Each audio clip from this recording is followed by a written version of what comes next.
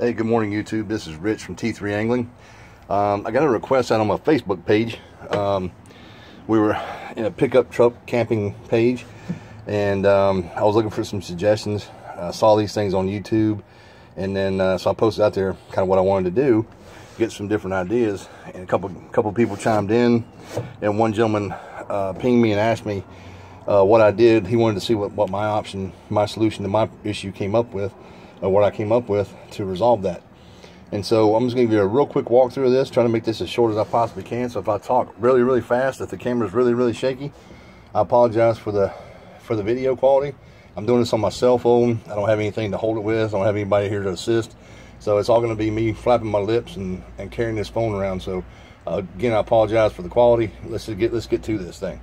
Okay, so the ultimate goal was to get shore power to the back of my pickup truck. And why is that? Because I go camping and fishing, everything out of the back of my truck. And sometimes you go to a campground, you know, they got shore power. And sometimes I park further away from the box. Depends on what I'm doing. So I needed a way to get shore power into the back of the truck. So the easiest way I found to do that is use one of these little devices. You can get them with a shorter cord, longer cord, 18-inch cord, whatever. I bought a shorter one. It just didn't give me enough room to do what I needed to do, so I went and got the 6-foot extension, which gave me plenty. So I'm going to do a real quick walk around the truck. I'll explain to you why I did what I did, and chose what I chose. So again, main purpose is to get shore power to the back of the truck for camping, whatever outdoor adventure you're doing, right? So I have a 2001 Ford F150 SuperCrew. I'm trying to back up here and give you a little look at the truck so you guys see what I'm dealing with here. Right? Got a topper on it, obviously. So just a standard XLT, nothing fancy, no lariat, no king ranch, none of that kind of crazy stuff. Can't afford all that. And then we get around here to this side. So the reason why I'm showing you the outside of the truck is that you don't see any outlets anywhere. You don't see them drilled into the topper. You don't see them drilled into the side of the truck. They're not on the bumper. I'm not going to show you the bumper because of the license plate, but trust me, it's not there. So main considerations that I wanted to do: shore power to the back of the truck, be theft deterrent if possible, and I like things done neatly but kind of tucked up out of the way, so they're multi-purpose, and again, not broadcasting to the world like, hey, I've got stuff in the back of my truck. So I met all the wickets by doing this application this way. I don't know if all trucks are set up the same, but what I'm going to do is I'm going to show you underneath what I found on my truck and a perfect spot to mount that port. So I don't know how well this is going to work as far as the video goes. I don't know if that's actually on or not. It may not be. I'm trying to turn the light on so I can get some light in there, but I don't know if that's going to work. Anyway, I'll try it and see. So let me get underneath the truck real quick. We'll turn this thing around this way. I don't know how well you can see it, but there's the port right there. And it has a little dust-proof, waterproof cap, compression fit cap. It fits pretty snugly. So you got a little tab, you pull up on that, and there's your plug. I'm trying to figure out how to get this light to show up best. So anyway, what you do is and you don't have to crawl underneath your truck to do this. You can reach underneath and do it once you figure out where your location's at. So you just take your female extension cord, plug it right into the socket there. Nice firm fit. And you'll see the cord just hangs down a little bit. Now what I did was I came under here and I used a 2-inch hole saw to drill the hole, and I ran my cord straight up through the inner skin of between the tail light and all that. So let me get back up there and I'll show you all that. You're gonna have to take off your tail light. A couple of screws right here, pops right out.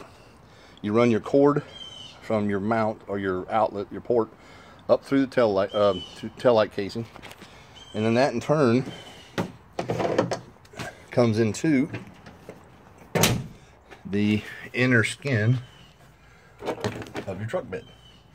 So obviously I have a bedliner in here, so I screwed drilled a hole through the inner skin of the truck in the bedliner, and as you can see there, I used a wire gland to seal it off, just in case any dust or moisture or whatever. I've never had a problem with the leaks of this ARE camper topper, and nothing's permanently drilled into the outside of the truck or anything else. So this little wire gland is going to, if there is any dust or moisture, it's going to seal that off. Then what I did is I went to Home Depot. I cut off the plugs. I didn't want to drill a big hole, but I got one of these. They're like $6, and all you do is you just, pretty simple, there's 3 connectors, 3 wires. You just wire that on there, and you can heat string it if you want to, whatever, but that gives you your female plug on this end. So, which is what this comes with. It comes with the female end, right? So that's how you install that. There's 3 bolts on the bottom where the port goes. They come with self-tapping screws. I didn't use the screws. I used bolts and nylon washer nuts, so it'll hold on there. I also sanded it down and spray painted it so it wouldn't, you know, rust or whatever. It's that alloy, so it shouldn't anyway, but just to be cautious. So that's it in a nutshell of how I installed that. So how this thing works is, if I can do this on camera, I don't know if I'll be able to or not. So how this works is you take the female from your port adapter, and you take your male in from your plug of whatever appliance you're going to run, and you simply plug them in. Make sure it's fully seated. You want those sparks coming out. Right? So that's fully seated. Now what I plan to do is I plan on plugging an extension into this, like one of those little bars that have the little on-off switch and all that, and mount that over here, and then I can plug laptop, whatever I need to, into while I'm camping. So anyway, with that plugged in, we'll use the heat gun here. Connections in there, and you got power.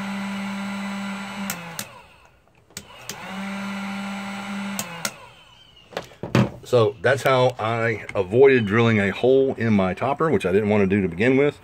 I wanted some anti-theft measures incorporated. So as you can see, minus the cord hanging down right now, if you step back away from the truck, you don't see anything other than the cord. But once the cord is disconnected, you don't see anything. There's no plugs on the outside of the camper. There's no plugs on the outside of the truck. No plugs on the outside of this side. And there you go.